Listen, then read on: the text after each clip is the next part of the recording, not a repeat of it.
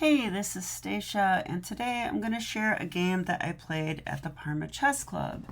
This game was played against Scotty Robinson, who is a strong kid. I think he's about 13 or 14 years old, and someone I actually like quite a bit. I've known him many years now. Okay, but he's tough to play. So this game, Scotty surprised me in the opening because he's been playing the move c4 like every game for the last 5 games. And I've been playing e5, and he's been playing knight f3, and I go here. And then he would do something like this, and I would take and take, and we would get some kind of position like this. Yeah, and I think that's what he played. Yeah, and we would get this like King's English sort of position. That's what I call it. And so we've had some crazy games, but in this particular game, he changed it up on me and played d4. So I was like, wow, okay. Like, what's going on? He changed his whole opening thing? So I go d5, which is my normal move. Hey, let's put a pawn in the center. And he went c4. So he's playing Queen's Gambit. And I just watched Queen's Gambit, so I was happy. And I grabbed the pawn. So I actually like Queen's Gambit Accepted a lot because I'm not one to grab pawns usually, but a lot of complications can happen when you grab this pawn, which is why I do enjoy this move. Also, my coach told me to play this. And when your coach tells you, you should listen to them. I know that now, since I'm a chess coach.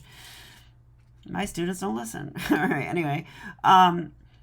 So I grabbed the pawn. Now, I will tell you that, I have one center pawn, and I just used it to capture there. So that's not good, right? So a lot of players don't understand that. And I don't know why more people don't play the move that Scotty played, which is the move e4. That's the whole point of what you're doing. Now, you can delay this move. I do understand that. That might be stronger. But I swear, a lot of people don't even understand that they're supposed to do that. Even at like I would even say the 1700 level, which is insane to me. But okay, anyway, e4. And I can tell you that, just to talk about the opening for 1 second. Now, if white wants to, they can play e3, and this isn't a real gambit because white really can regain the pawn. So if I just go knight to f6, they take their pawn, and this is how many games go. If I try to hold on to the pawn with b5, this is a common trap that can occur. a4, trying to undermine my pawns. I'd protect it. They take, I take, and then queen f3. And yeah, when you push your pawns without development, bad things happen. Like this rook gets trapped. Look at that. And now the best move from here is knight, like knight c6 and check. And then we attack the queen, protect our rook. But still, this position's basically just lost. So that's a common trap that can occur. Now, I'm showing you that for a reason, though, because with the pawn on e4, there's not queen f3 right away. Right? It's blocked by a pawn. So I do go b5 here. And Anashgiri's wife, Sopiko Gurnashvili, made a chessable course on the Queen's Gambit Accepted that I really, really like. Because she gives some crazy stuff, which is what I like. And her nickname is Miss Tactics. So I like that. So I'm a big fan of hers. And she recommended this move, and it was computer approved at the time. I think it was like 4 years ago now. 3 years ago? But anyway, I still play this way because I just like it. I like it quite a bit. And you're going to see why. So Scotty played a4. So he remembers the trap, I think. And I played c6. Yeah, you know what? I realize now, I think he was just playing for the trap. He takes, and now he wanted to play queen f3. And he realized that the pawn's in the way. I just realized this is exactly why he played e5, because he wants to go queen f3. Now, I'll tell you that my main line is after knight c3. And this move makes the most sense. It's the most testing move. It attacks my pawn. right? I can't just lose that for nothing. I don't have a check, by the way. I mean, there'd be knight c3 anyway. But I don't have a check because, you know what? That rook will just take me, right? Don't forget that. So this move is threatening to take the pawn. And if I go a6, white can take that. If I take back, they take my rook. But this is actually my, this is in my chessable course. And I love these positions. We purposely sacrifice the exchange, play bishop b7, and now black gets some kind of weird initiative. The rook comes back. We have this 2 versus 1 over here. And these pawns are kind of far advanced. They're very dangerous. They also restrict the bishop on f1. And black's development is easier and faster than white's development. Which I could explain further, but I won't because I don't fully understand it. Okay, but anyway, he played e5. And I gave this move a dubious mark because he's going for this queen f3 idea, but it's not even going to work because I played a6. Did I? Oh, no, I played e6, actually. I played e6. Now, if he goes queen f3 right now, which he did not do. Oh, no. I'm getting my rook trapped, right? No, I don't think so. I think we just go here. Like, why not just queen d5? Would you really like to trade queens? I mean, this is the attacking pawn structure. And if you trade queens, yeah, I don't know. I just like the fact that I have this 3 versus 1 over here. Like, seems bad for white. So I'll turn on the computer and see. Yeah, computer likes black. So do I. Okay, so I didn't do that. He didn't do that either. But I did play e6, opening up my bishop. This is very important to do, and I'll show you why. Knight c3. Okay, so now he's deciding to go for my pawn. So I put a6. And then he did surprise me. He played queen f3.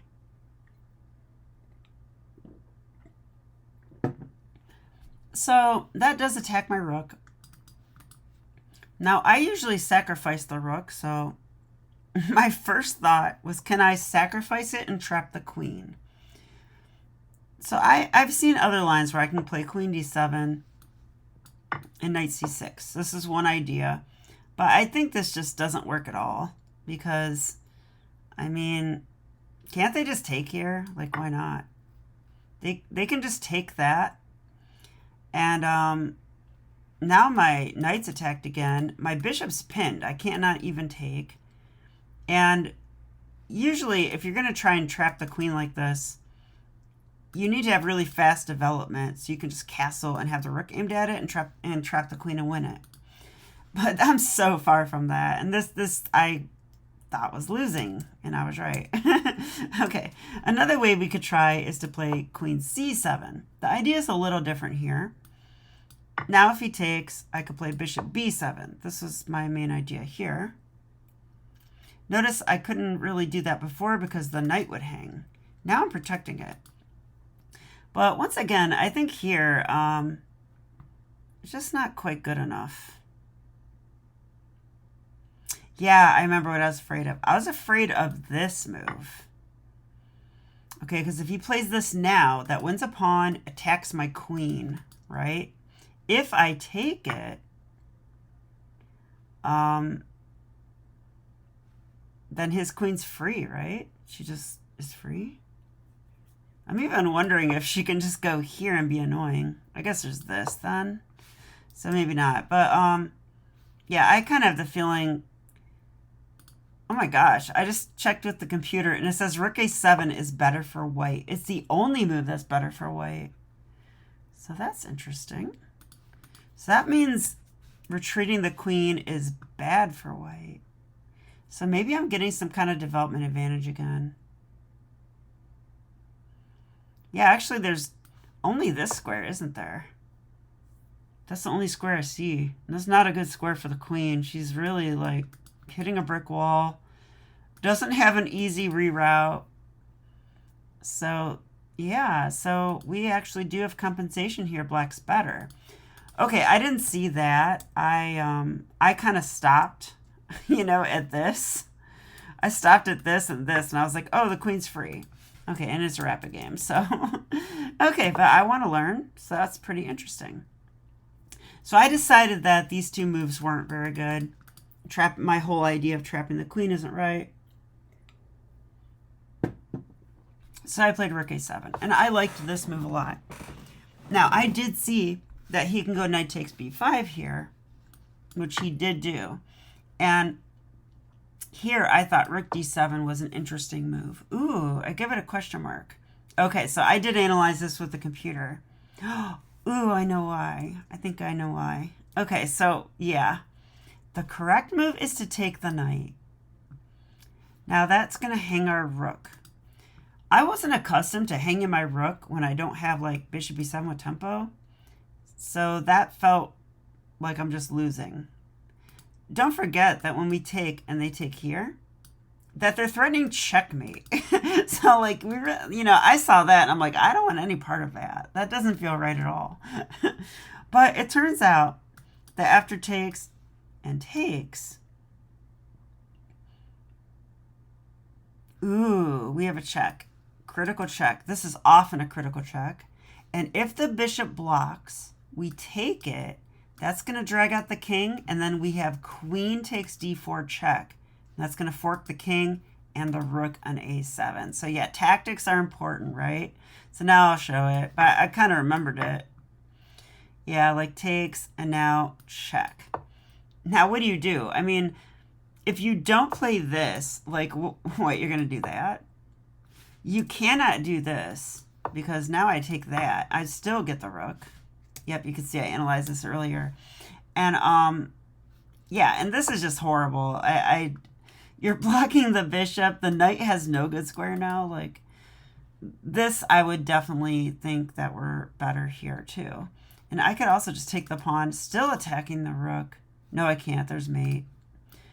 I should try to not hang checkmate. Oh, do I have this? I would calculate this in a game.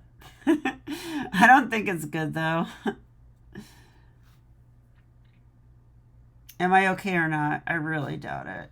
I'll check with the engine. White's winning. Yeah, I can tell. All right, so rook a7, knight takes b5, rook d7.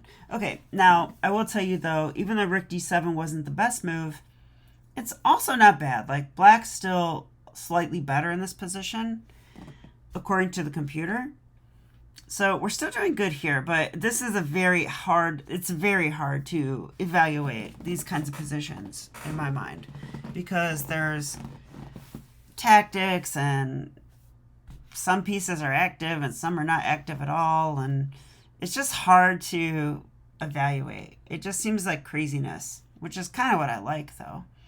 All right, so after rook d7, he does take here, which I did think he would do. But now I get this tempo move with bishop b7. All right, and don't forget that the knight actually is hanging now. And now I'm attacking the queen. Queen comes to h5. Now I'm attacking this. I could win this rook, potentially. And that was sort of my plan. But I kind of got scared. I'm trying to remember why. Well, one major reason I see already is that when the queen comes to h5, she is pinning this pawn, which means that pawn is not protected anymore. So if I take here, I got to be ready for this. Now it attacks my rook. And if I move my rook somewhere, like if I was like, I don't know. If I go here, he gets to save his knight. If I move my rook, he gets to save his knight, which I don't want. But it's a very confusing position. Yeah, I don't know. I didn't really want to allow bishop takes e6 at first. I do play a little bit too favored for development. So like before I move my bishop again, I'm thinking I need to get these pieces out. But the more I study chess and the more I work with strong players, the more I learn that that's kind of dogmatic and that really I should just look to find the best moves and win lots of material. So I decided to take the knight now. And this does allow bishop takes e6, which did happen. And now I threw in this check, because why not? If he does block with the bishop, once again, this king gets dragged out, which I thought was good. But he went king f1, so I missed this idea. I think if I had seen king f1, then I would not have played the way that I played, and I would have just taken on g2, right? Because now I can't take on g2. The king's actually protecting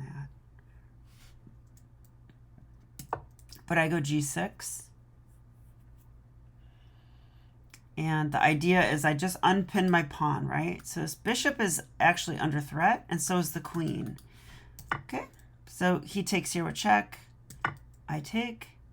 I love sacking the exchange. I wanted to sack that rook the whole game. Okay, I think it's actually good, though, because white is still majorly underdeveloped. But yeah, I don't know if I should allow queen e2.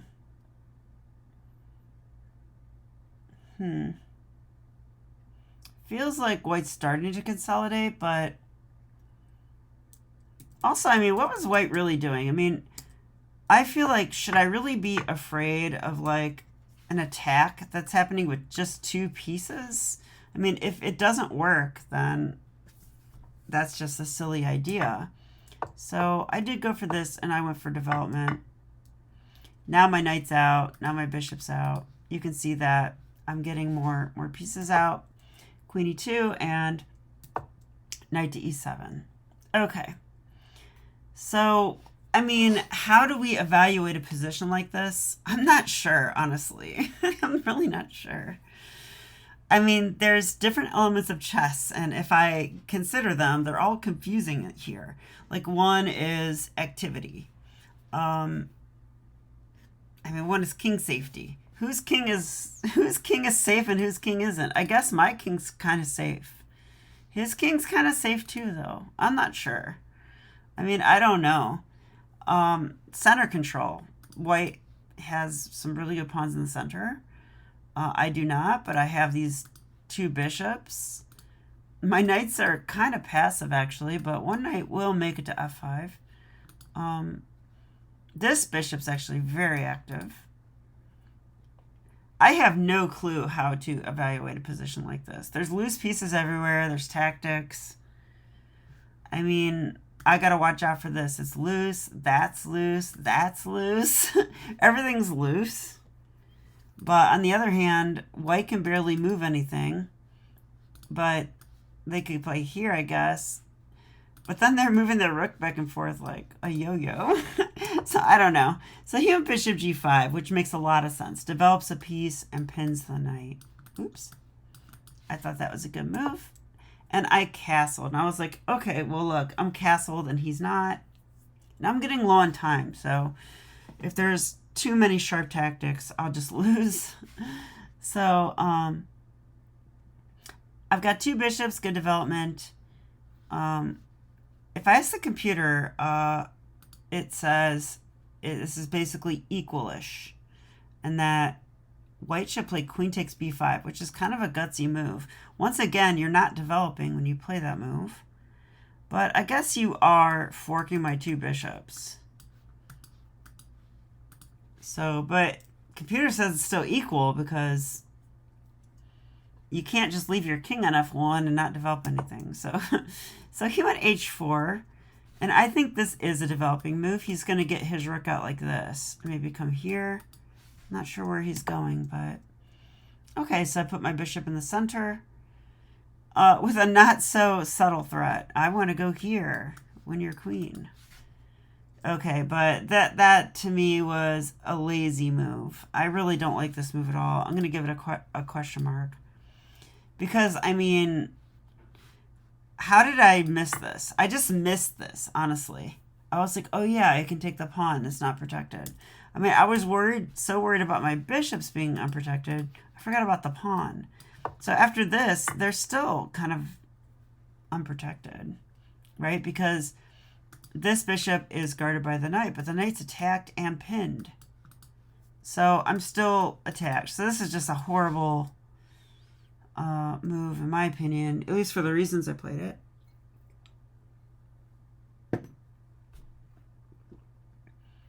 So, okay.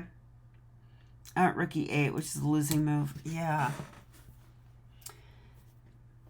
Yeah, this is the part I don't even want to show, because rook e8 is the most horrible move ever. I can't even explain to you why I played it. It blunders an obvious tactic, which I saw, but somehow I must have went into a deep train of thought and then got low on time and just played this. But he could just take care now, right? Like, why not? And I'm pretty sure he did. Yeah, he did. And after takes, I do defend that bishop, but I lose this one, right? The knight was guarding it. So, I mean, you have to stop this move. So let's try to figure out what we do here.